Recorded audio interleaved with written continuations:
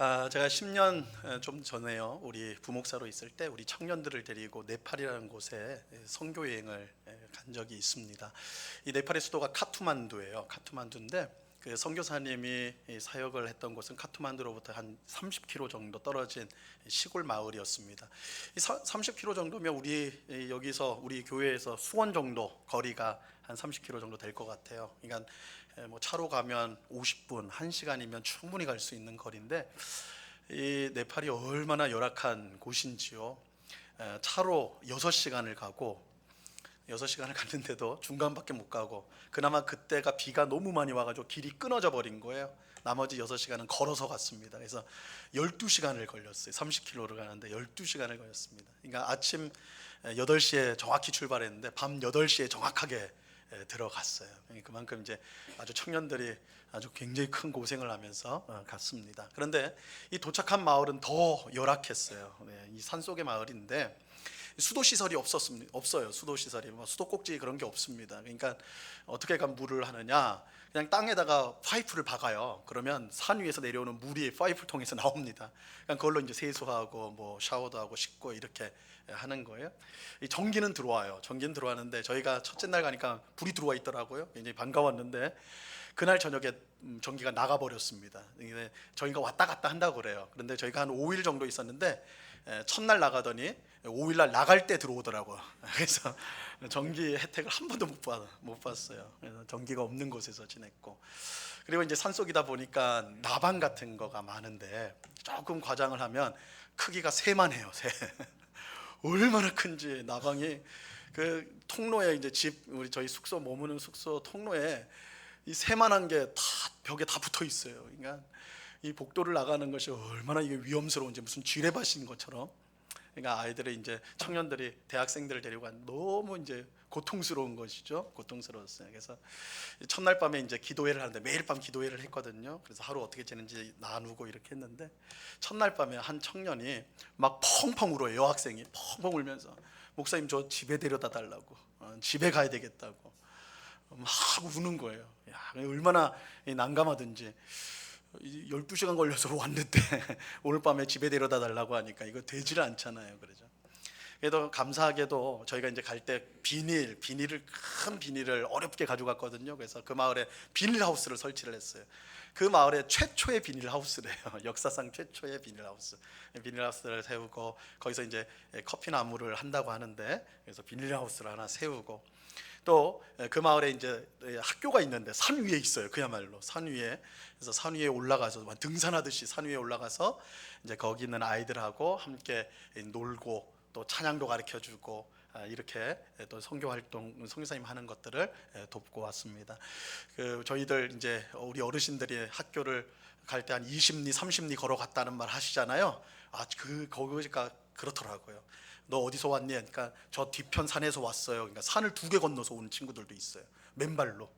그런 동네였어요. 그래서 그렇게 이제 사역을 하고, 하여튼 그렇게 고생 문명과 떨어져 가지고 한 5일 보내다가 이제 드디어 나왔는데 선교사님이 너무 고생했다고 이제 너희 좀 쉬게 해주겠다고 좋은 데 데려가겠대요. 그래서 여러분, 네팔에 세계적인 휴양지가 있습니다. 포카라라는 휴양지가 있어요. 거기로 이제 저희를 안내했습니다. 버스를 타고 가는데, 버스를 타고 가다가 우리 청년들이 창문가를 보다가 탄성을 질러요. 와 그러는 거예요. 그래서 뭔가 해서 딱 봤더니 멋진 산이 보이는 거예요. 멋진 산이. 그래서 버스 딱 세우고 다 내려가지고 산을 쳐다봤습니다. 다 입을 쫙 벌렸어요. 산이 얼마나 큰지 바로 눈앞에 있는 것처럼 엄청나게 큰 거예요. 그래서 선교사님한테 이 산이 뭡니까? 그러니까 안나푸르나라고 그래요.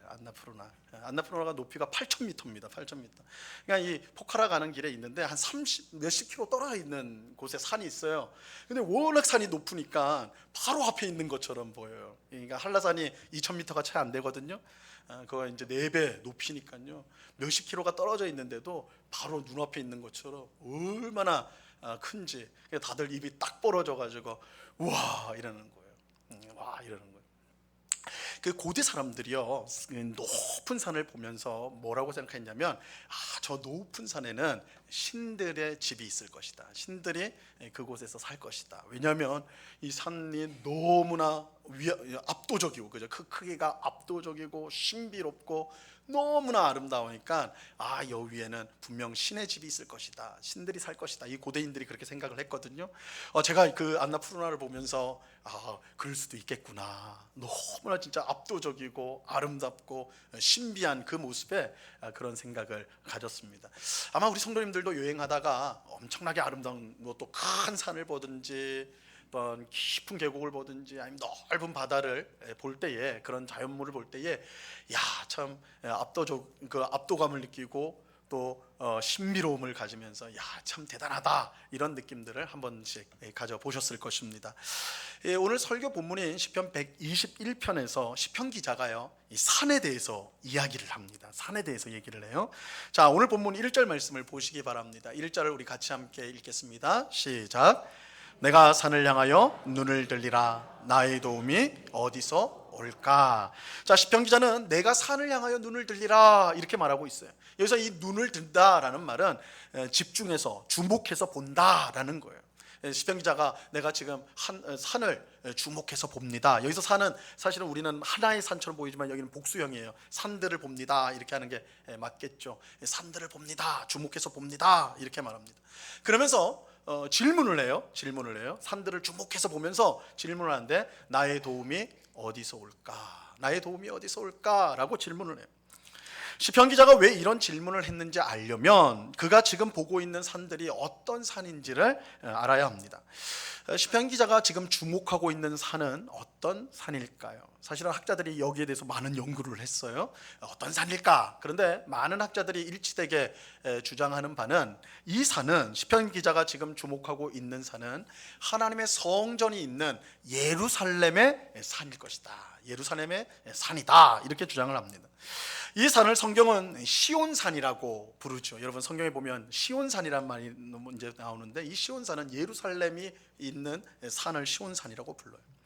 시편 기자가 지금 성전이 있는 시온산을 주목해서 바라보고 있다고 우리 이제 학자들이 주장을 하는데요. 여기에는 그럴 만한 이유가 있습니다.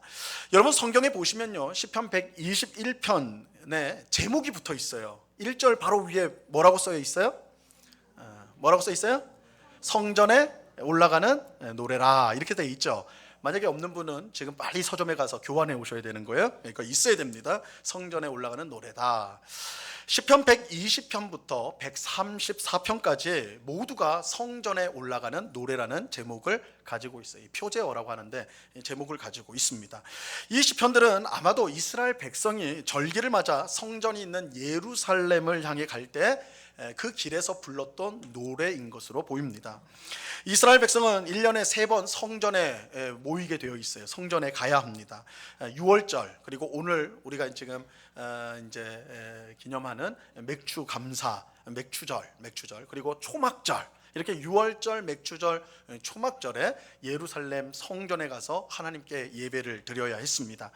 이 가나안 땅 전역에 흩어져 있던 이스라엘 백성과 또 심지어 세계로 흩어져 있던 외국에 있던 유대인들도 이 절기를 맞아서 예루살렘으로 와서 성전에서 제사를, 그들이 예배를 드렸습니다.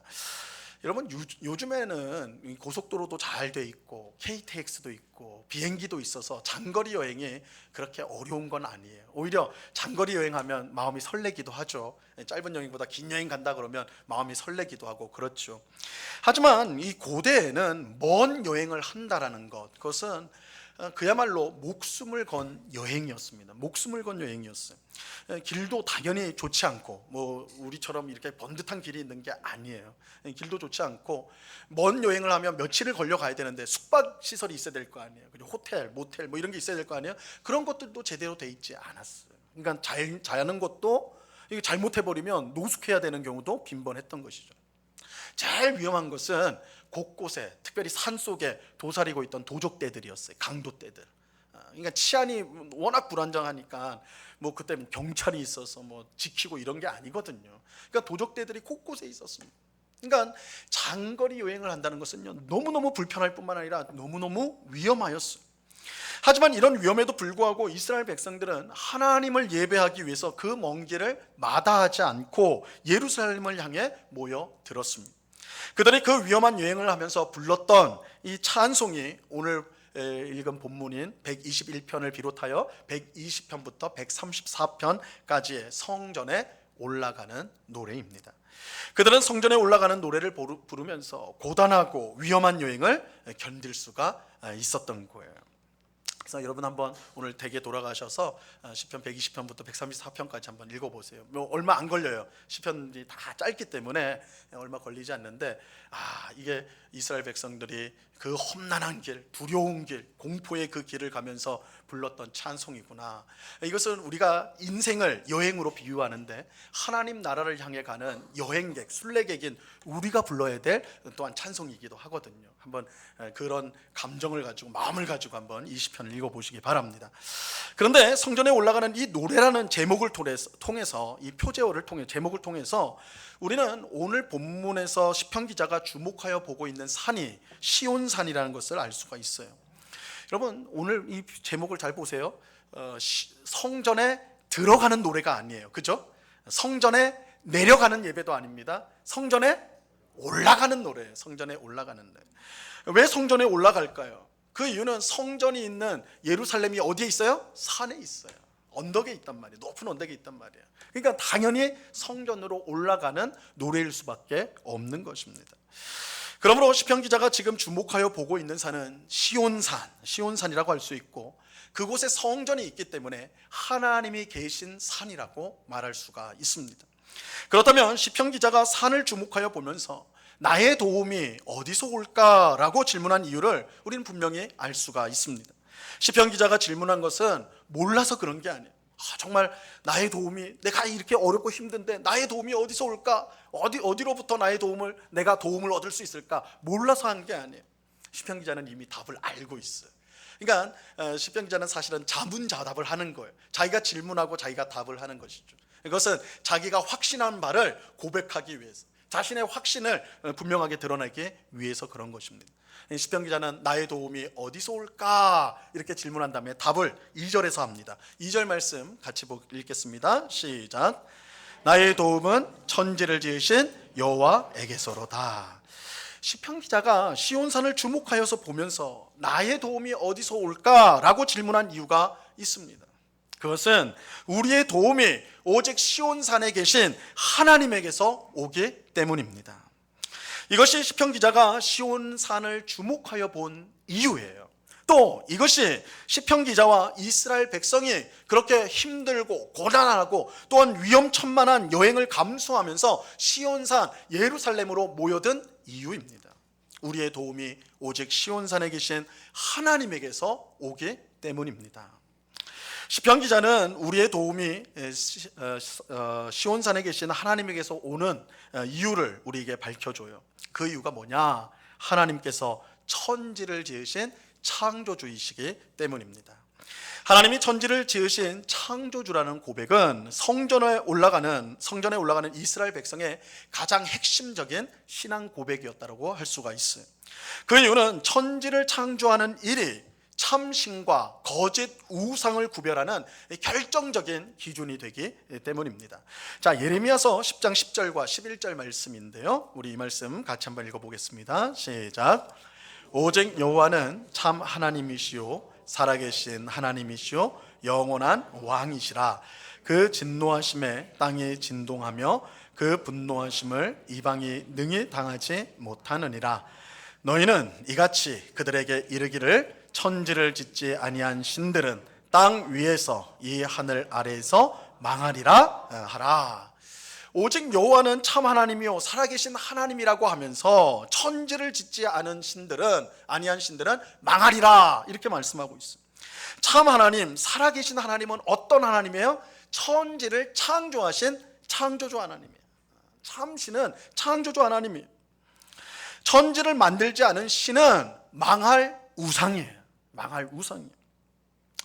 하나님이 주신 말씀인 이 성경은 무엇보다 하나님께서 천지를 창조하신 창조주라는 사실을 강조해요. 이 사실은 성경의 첫 번째 책인 이 창세기의 첫 번째 말씀에서 우리가 분명히 확인할 수가 있습니다. 창세기 1장 1절 말씀, 우리가 너무나 잘 알아가서 다 암기할 만하죠? 아니에요? 우리 이 말씀 같이 한번 읽어보겠습니다. 시작. 태초에 하나님이 천지를 창조하시니라. 여러분, 성경의 처음 시작은요, 하나님이 천지를 창조했다라는, 하나님이 창조주 하나님이라는 고백으로부터, 신앙 고백으로부터 시작을 하고 있어요. 자, 성경은 창조주 하나님을 선포하는 것으로 시작하는데, 또한 성경은 창조주 하나님을 선포하는 것으로 성경을 마치기도 합니다. 요한계시록 21장 5절 말씀에 보면요, 이렇게 말씀합니다. 이 말씀도 같이 읽어봅니다. 시작. 보좌에 앉으신 이가 이르시되 보라, 내가 만물을 새롭게 하노라 하시고, 또 이르시되 이 말은 신실하고 참되니 기록하라 하시고. 자, 여기서 만물을 새롭게 한다라는 것은 하나님께서 처음에 창조하신 그 만물을 재창조하신다라는 거예요. 다시 만들겠다, 새롭게 만들겠다, 이렇게 말씀하는 거예요. 그래서 창세기 1장, 성경의 첫 번째 책에서 하나님은 천지를 창조한 창조주다라고 선포하시고, 이제 성경을 마무리하는 요한계시록에서도 마찬가지로 하나님이 만물을 재창조하신다, 하나님의 창조주로, 하나님께서 자신을 창조주로 말씀하시면서 성경을 마무리하고 있습니다. 이것은 그만큼 하나님이 창조주 하나님이라는 사실이 중요하다는 거예요. 자, 그렇다면 하나님이 창조주라는 사실이 왜 그렇게 중요한 걸까요? 그것은 불의한 세상에서 하나님만이 우리에게 도움을 주실 수 있는 유일한 분임을 알려주기 때문입니다. 하나님이 창조주라는 그 사실은 불의한 세상 속에서 절망할 수밖에 없는 우리에게 유일한 도움을 주실 수 있는 분이 하나님이라는 것을 알려주세요. 여러분, 우리가 사는 세상은 분명 불의로 가득 차 있습니다. 불의한 세상이에요. 불의한 세상. 근데 우리가 세상을 불의하다라고 말할 때 이 범죄가 가득하다, 그것으로만 보는 게 아니라, 물론 범죄도 가득하죠. 우리가 뉴스를 보거나, 요즘엔 신문 잘 안 읽지만 뭐 뉴스를 보거나 어떤 소식을 들을 때, 사회적인 거 할 때, 이렇게 기가 막힌 범죄들, 이런 흉악한 일들이 일어나는구나 매일매일 확인하게 되죠. 범죄가 가득해요. 근데 범죄만 그러냐? 이 세상 자체가 불공평으로 가득하죠. 또한 압도적인 그런 불의함 앞에 무기력으로 가득한 것이 이 세상이기도 합니다. 여러분, 어떤 통계를 보니까요, 한국에서 태어난 지 1년 이내에 사망하는 유아가요, 그러니까 태어난 아이가 1년 안에 죽게 되는 경우가 0.28명이라고 그래요. 1000명 중에 2.8명이라고 그래요. 1000명 중에 2.8명. 그러니까 퍼센티지로 하면 2.8%. 0.28%예요. 0.28. 이 숫자가 왜 이렇게 헷갈리는지 모르겠네. 0.28%. 반면에 아프가니스탄, 여러분 뭐 여러 이제 내전이나 이런 것들로, 테러나 이런 것들로 이제 여러분 익히 들으셨을 텐데, 이 아프가니스탄이라는 나라의 경우에는요, 유아 1000명 중에 무려 101명이 1년 이내에 사망을 한다 그래요. 1년 이내에 1000명 중에 101명이 퍼센티지로 10%가 넘어요. 10%예요. 10%. 여러분, 단지 아프가니스탄에서 태어났다는 이유로 10명 중 1명의 유아는 1년을 못 살고 죽습니다. 반면에 한국에서 태어났다는 이유로 1년 안에 죽는 아이는 거의 없어요. 유아는 거의 없어요. 0.28%니까 거의 없습니다. 아이들이 국가를 선택해서 태어나는 것이 아니죠. 그렇죠? 나는 대한민국에 태어날래, 난 미국에 태어날래, 나는 아프가니스탄에 태어날래, 이렇게 되는 거 아니에요. 태어나 보니 자기가 대한민국에 태어난 거고 자기가 아프가니스탄에 태어났어요. 근데 태어나 보니, 그런데 아프가니스탄에서 태어났다는 이유로 100명 중에 10명 중에 1명은 죽을 수밖에 없는 유아가 그런 형편에 처하게 된다는 것이에요. 참으로 불공평한 일이 아닐 수 없죠. 우리는 흔히 착하게 살면 복을 받고 악하게 살면 벌을 받는다, 권선징악이라고 그러죠. 우리가 그러한 삶이라고 우리는 그렇게 이제 말을 합니다. 하지만 실제로 정말 그러냐? 정말 그러냐? 남의 등을 치고 피눈물 흘리게 하면서 돈을 모은 사람이 떵떵거리며 살다가 죽을 때도 편안하게 죽는 그런 경우들 우리가 보곤 합니다. 시편 73편에 그 얘기가 나와요. 저놈은 분명히 저렇게 남의 눈에 피눈물 흘렸으니까 저도 죽을 때는 피눈물을 흘릴 거다. 막 지켜봤는데 편안히 죽는 거예요. 시편 기자가 시험에 들죠. 그런 일들이 실제로 우리가 사는 세상에 일어납니다. 그렇죠? 다른 사람을 위해서 희생하고 손해를 본 사람들이 가난하게 살고 죽을 때도 아주 비참하게 아무도 알아주지 않는 그런 죽음으로 죽는 거 우리가 보곤 하지요. 이제 막 태어난 아기가 큰 병에 걸려 고통스러운 것을 보기도 하고요. 젊은 부부가 행복한 신혼을 보내던 중에 갑작스러운 사별로 인해서 절망에 빠지는 것도 보게 됩니다. 그런 일들이 있죠. 연로한 부모님이 기억을 점점 잃어서 자식도 알아보지 못하는 일들이 일어나요. 문제는 우리가 이런 문제에 대해서 전적으로 무기력하다는 거예요. 우리는 이 문제들을 해결하기는커녕 그 앞에서 두려워서 어쩔 줄 못해요. 아무것도 할 수 없는 무기력증을 느낄 수밖에 없습니다. 세상은 정말로 불의해요. 범죄뿐만 아니라 불공평과 무기력으로 가득합니다. 이런 세상에서 모든 일에 감사하고 언제나 기뻐하는 것은 아예 불가능한 것처럼 보여요. 오늘 우리가 맥주 감사 주일인데, 그래서 우리가 하나님 앞에 감사를 드리는 날. 그래서 내 삶이 얼마나 하나님의 은혜와 복 가운데 있었는가 감사를 드려야 되는데, 어떤 성도님은 아마 이 맥주 감사 주일을 보면서 내가 감사할 게 뭐가 있나, 내 삶이 이렇게 초라한데, 내 삶이 이렇게 어렵고 힘든데, 되는 일이 하나도 없는데 감사할 게 뭐가 있어서 감사를 드리나, 이렇게 생각하는 분들도 있을지 몰라요. 그런 상황 속에서 항상 감사하고 기뻐하는 사람이 있다면 나는 항상 기쁜데요, 나는 항상 감사한데요, 그러면 우리가 어떻게 생각을 해요? 저 사람? 이야, 참 순진한 사람이네, 혹은 저 사람 뭔가 덜 떨어진 사람 아닌가, 이렇게 생각을 할 거예요. 항상 인상 쓰고 있고 불평을 늘어놓으며, 그죠? 너 나 건들기만 해봐 내가 터져버린다, 그죠? 폭발하기 직전에 그런 모습을 갖고 살아가는 것이 우리의 모습일 때가 많다는 것이죠.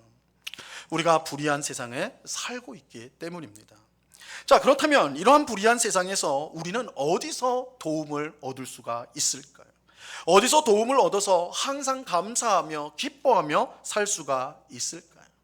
오늘 시편 기자는 우리의 도움은 천지를 지으신 여호와에게서로다라고 우리에게 대답해 줍니다.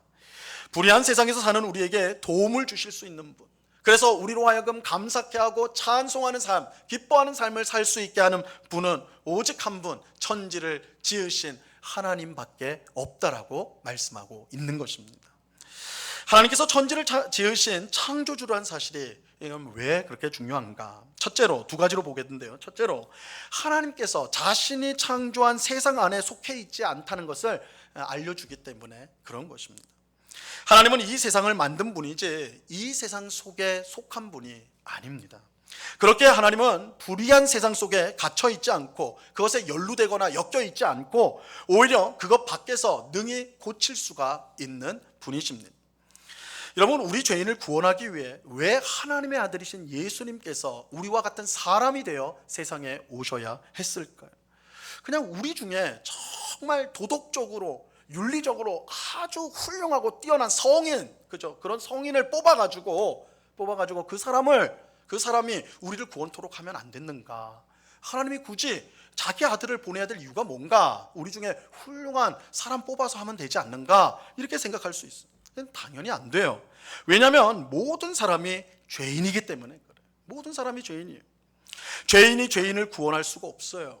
그래서 구원은 언제나 안에서 나올 수 없고 밖에서 들어오게 되어 있어요. 바로 이런 이유로 하나님의 아들이신 예수님께서 사람이 되어 세상에 오신 것입니다. 예수님이 세상에 속한 분이 아니기 때문에 그가 세상의 구원자가 될 수가 있는 것이에요. 마찬가지로 하나님은 천지를 창조하신 창조주로서 세상에 속해 있지 않아요. 그는 불의한 세상에 속해 있지 않습니다. 불의한 세상에 엮여 있지 않다는 거예요. 하나님께서 세상을 창조하셨지만 이렇게 불의하게 된 책임은 하나님께 있지 않습니다. 세상을 죄로 가득하게 만든 것은 우리 사람이에요. 우리가 만들었습니다. 우리의 죄가 세상을 망가뜨렸습니다. 우리의 죄로 세상은 불의로 가득하게 되었고 불공평과 또한 무기력으로 넘치게 되었습니다. 그러므로 누구도 하나님을 불의하다라고 비난할 수가 없습니다. 문제는 불의한 세상 속에 사는 우리에게는 세상을 바로잡을 능력이 없다라는 거예요. 왜냐하면 불의한 세상 속에 우리가 그 불의한 그 모습을, 그 내용으로 우리가 그 안에 들어가 있기 때문이죠. 우리는 점점 죄와 사망의 수렁에 깊이 빠질 수밖에 없습니다. 우리는 스스로 이 수렁에 빠져나올 수가 없어요. 그래서 구원은 우리에게서 나올 수가 없는 것입니다. 오직 구원은 밖에서만 들어올 수가 있어요. 이 시편 기자는 우리 밖에, 불의한 세상 밖에 계신 창조주 하나님이 우리의 유일한 도움이라고 그래서 말씀하고 있는 것입니다. 하나님이 창조주라는 사실은 그가 이 불의한 세상의 일부가 아니라 그 밖에서 우리를 능히 구원할 수 있는 분이라는 점에서 중요한 사실입니다. 둘째로 하나님이 창조주라는 사실이 중요한 이유는 그에게만 회복과 구원의 능력이 있다는 것을 알려주기 때문입니다. 미국의 유명한 자동차 상표 중에 포드라고 있어요. 포드 자동차가 있는데요. 어떤 젊은이가 이 포드 자동차를, 오래전 얘기입니다. 오래전 얘기인데 어떤 젊은이가 이 포드 자동차를 몰고 신나게 가고 있어요. 그런데 길에서 차가 서버렸습니다. 여러분도 그런 경험 했는지 모르겠는데 길을 가다가 차가 멈춰버리면 굉장히 당황스러워요. 그렇죠? 당황스러운데 아주 큰일 나는 거죠. 근데 이 젊은이는 아주 여유 있게 차를 한쪽에 탁 대더니 뭐 전혀 당황한 기색 없이 그냥 평상시의 모습으로 탁 차에서 나와서 차 앞에 본네트라고 하죠. 그걸 탁 열어 제껴요. 알고 보니까 그 사람은 정비사예요. 1급 정비사, 자동차 정비사예요. 그냥 자기 주 전공이에요. 그래서 고장 나면 내가 고치면 되지, 이렇게 되는 겁니다. 근데 마침 거기를 이제 한 어르신이 지났는데 이 젊은이가 본네트 열고 막 이렇게 하니까 이제 젊은이 차를 멈춰서 대고는 젊은이 뭐 좀 도와줄까요? 이렇게 이제 물은 거예요. 굉장히 친절한 어르신이죠. 근데 이 젊은이가 저 정비사입니다. 걱정하지 마세요. 그냥 가셔도 됩니다. 제가 고쳐서 가면 됩니다. 그렇게 한 거예요. 그래서 이제 젊은이가 이제 자동차를 보기 시작하는 거예요. 그런데 아무리 봐도 고장난 데가 안 보여요. 다 정상이에요. 근데 시동은 안 걸리거든요. 이거 어떻게 됐냐. 이제 시간이 흐르니까 초조해지기 시작했어요. 근데 그 옆에 어르신이 길을 가지 않고 계속 거기 계셨던 거예요. 한참 지나서 이제 어르신이 또 합니다. 젊은이에게 내가 한번 도와줄까요? 그러니까 이 젊은이가 한참을 해도 자기는 못 찾으니까, 그래서 그럼 어르신 한번 봐주시라고 그냥 뭐 별로 기대하는 마음 없이 그렇게 말을 했어요. 근데 놀랍게도 이 어르신이 딱 손을 딱 몇 번 딱 대니까 차가 바로 시동이 걸려버리는 거예요. 젊은이가 놀래가지고 어떻게 이런 일이 있지? 어르신 누구십니까? 무슨 일 하십니까? 어르신이 그렇게 말을 했다고 하죠. 나는 이 자동차를 만든 헨리 포드라고 합니다. 이렇게 자기를 소개했다고 그래요. 여러분, 고장난 자동차를 가장 잘 알고 고칠 수 있는 사람은 그 자동차를 만든 사람입니다. 자기가 직접 만들었기 때문에 아무리 심각한 고장이 나도 능히 고칠 수가 있습니다. 마찬가지로 죄로 인해 망가진 세상을 회복하고 구원할 수 있는 분은 바로 세상을 창조하신 하나님이세요. 우리가 사는 세상은 이제 누구도 고칠 수 없을 정도로 심각하게 망가졌어요. 불의와 불공평과 무기력으로 그야말로 가득하게 되었어요. 이런 세상을 고치고 회복하고 구원하기 위해 사람들이 애쓰지 않은 것은 아니죠. 인류의 역사는 이러한 불의함을 고치기 위한 인류의 몸부림이었다고 해도 과언이 아닐 것입니다. 정치와 경제와 사회와 교육, 과학 모든 분야에서 애써왔어요. 그 결과 세상은 이전보다 조금 나은 것처럼 보일 때도 있었습니다. 하지만 근본적인 회복과 치유와는 거리가 멀어요. 비유하고자 하면 온몸에 지금 암세포가 다 퍼져 있어요. 그런데 인류가 하는 것은 뭐냐면 반창고 바르는 거예요. 진통제를 먹는 거예요. 그 정도예요. 그 정도. 그러니까 근본적인 문제들을 해결하기에는 무능한 거예요.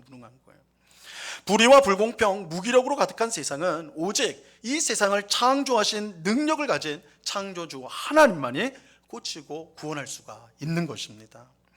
우리는 예수님께서 이 땅에 오셔서 수많은 병자들을 고치신 것을 알고 있어요. 어떤 질병이든지 예수님께서 만지시면, 예수님께서 말씀하시면 그 병이 다 낫죠. 근데 여러분, 이것은 단순한 기적이 아니에요. 예수님께서 그 수많은 병자들을 고치신 것은 오직 창조주 하나님만이 우리의 모든 문제들을 해결할 수 있는 능력이 있다는 것을 보여주는 것입니다. 그래서 표적이라고 그래요. 표적. 기적, 단순한 기적이 아니라 표적이다. 이게 병을 고치는 것이 이 땅의 불의와 불공평과 무기력을 고칠 수 있는, 회복할 수 있는, 구원할 수 있는 분은 오직 창조주 하나님이라는 것을 보여주는, 그것을 가리키는 것이라는 거죠. 그렇게 오늘 시편 기자는 우리에게 함께 창조주 하나님을 바라보자고 우리에게 권면을 하고 있습니다. 창조주 하나님만이 불의한 세상 속에서 고통받는 우리를 회복하고 구원할 수 있는 유일한 도움이 되십니다. 창조주 하나님을 바라보고 의지하는 사람은 그 어떤 어려운 형편에서도 회복받고 구원받게 될 것입니다. 그럴 때 비로소 우리는 불의한 세상 속에서도 감사하고 기뻐하는 삶을 살 수가 있습니다. 오늘은 맥주 감사 주일이에요. 옛 이스라엘 백성들은 첫 열매를 거두어서 하나님 앞에 가져와 감사의 제사를 드렸습니다. 이게 이제 맥주절이에요. 맥주 첫 열매를 드리는. 그들은 자신의 노력으로 첫 열매를 얻었다고 생각하지 않았습니다. 그들은 창조주 하나님의 도우심으로 첫 열매를 얻었다라고 믿고 그 첫 열매를 하나님 앞에 감사와 기쁨으로 드렸던 것입니다. 창조주 하나님을 도움으로 삼는 사람은 불의한 세상 속에서도 감사할 수가 있습니다. 불공평과 무기력함 속에서 절망하는 것이 아니라 오히려 그 속에서도 기뻐할 수가 있습니다. 창조주 하나님께서 회복하고 구원하실 것을 믿기 때문입니다. 우리가 하나님께 항상 감사할 수 있는 것은 모든 일이 자기 뜻대로 풀렸기 때문이 아니에요. 내가 원하는 삶을 마음껏 살기 때문에 그런 것이 아닙니다. 만약 그래야만, 내가 원하는 것이 다 이루어지고 내 뜻대로 살아야만 난 감사하고 기뻐할 수 있다고 한다면 이 세상에 감사할 수 있는 사람은 아무도 없을 것입니다. 우리는 불의하고 불공평하고 무기력한 세상 속에 살면서 끊임없이 좌절하고 절망하고 두려워하죠. 그런 우리가 감사와 기쁨의 삶을 살기 위해서는 무엇보다 도움이 필요해요. 그 도움이 어디서 오는가? 이 천지를 지으신 창조주 하나님에게서 오는 것입니다. 우리가 천지를 지으신 창조주 하나님을 바라볼 때에 불의와 불공평과 무기력으로 가득한 세상 속에서도 감사하고 기뻐할 수가 있습니다. 여러분, 우리는 지금 무엇을 바라보고 있습니까? 여러분, 무엇을 지금 바라보고 있나요? 여러분의 인생에 정말로 필요한 도우심이 어디로부터 온다고 여러분은 생각하고 그곳을 바라보고 있습니까? 만약 우리가 창조주 하나님이 아니라 세상의 것들을 바라보고 있다면 우리는 계속해서 좌절하고 두려워하고 절망할 수밖에 없을 것입니다. 창조주 하나님 외에는 우리에게 진정한 도움을 줄 수 있는 것이 세상에는 없기 때문입니다. 이러한 사실을 우리가 분명히 믿고 오직 창조주 하나님을 바라보며 그에게 도움을 구하는 오늘 우리 모두가 될 수 있기를 바랍니다. 그래서 어떤 형편과 상황 속에서도 기뻐하고 감사하는 오늘 우리 모두가 될 수 있기를 바라요. 오늘 우리가 맥주 감사 주일로 하나님 앞에 감사를 드리는데 이 감사는 오늘만 하는 감사가 아니라 우리의 평생의 감사가 되어야 될 것입니다. 그럼 어떻게 하면 평생 감사할 수 있을까? 기뻐할 수 있을까? 어렵고 힘들 때, 좌절이 될 때, 무기력해서 눈물밖에 흘릴 수밖에 없는 그런 상황일 때 우리는 어떻게 감사할 수 있을까? 우리의 눈을 창조주 하나님께 맞추고 그에게 도우심을 구할 때 하나님께서 우리를 도와주사 우리를 구원하시고 우리를 회복시켜 주시고 우리를 복되게 하실 것입니다. 그럴 때 우리는 어떤 형편과 상황 속에서도 감사하게 될 것입니다. 이 은혜가 오늘 예배드린 우리 모두에게 충만히 임하기를 우리 주님의 이름으로 간절히 축원합니다. 기도하겠습니다. 하나님 아버지, 감사합니다. 내가 산을 향하여 눈을 들리라. 나의 도움이 어디서 올꼬? 나의 도움은 천지를 지으신 여호와에게서로다. 우리의 인생의 유일한 도움은 창조주 하나님에게서 옵니다. 주님, 이 분명한 말씀을 우리 마음속에 새기게 하옵시고 세상의 엉뚱한 곳을 바라보지 않게 하시고 창조주 하나님만을 바라보는 우리가 되게 하여 주시옵소서.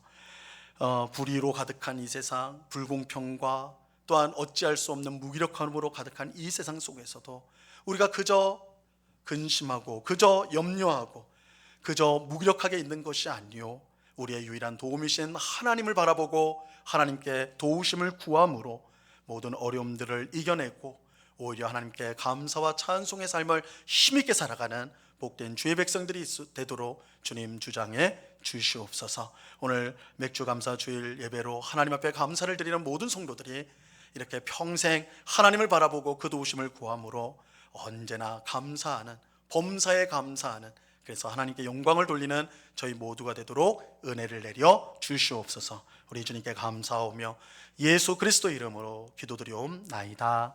아멘.